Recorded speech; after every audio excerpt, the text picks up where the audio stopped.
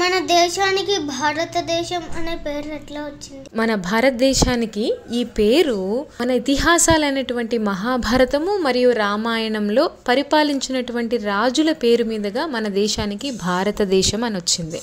మొట్టమొదట మహాభారతంలో దుష్యంతుడు మరియు శకుంతల కుమారుడైనటువంటి భరతుడు మన భారత రాజ్యాన్ని మొత్తం ఆయన పరిపాలించాడు కాబట్టి ఆయన పేరు మీదుగా మనకి భారతదేశం అని పేరు వచ్చింది. దాని తర్వాత త్రేతాయుగంలో రాముడు వనవాసానికి వెళ్ళిన సమయంలో 14 సంవత్సరాలు భరతుడు పరిపాలించారు. ఆ రాజులు మన భారతదేశం యొక్క పేరుని సార్థకం చేశారు. భారతదేశంలో నివసించే వాళ్ళందరినీ కూడా భారతీయులు అంటారు. మన భారతదేశం ఏది ఎంతవరకు విస్తరించింది? భారతదేశం గురించి మన వేదాల్లోనూ పురాణాల్లో కూడాను ఉంది. ముఖ్యంగా మనం చెప్పుకోవాలంటే విష్ణు పురాణంలో 2వ అధ్యాయంలో ఒక శ్లోకం ఉందన్నమాట.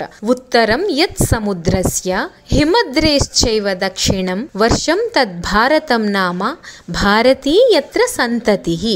అంటే సముద్రానికి ఉత్తరంగా హిమాలయాలకు దక్షిణంగా ఉండేదే భారతదేశం.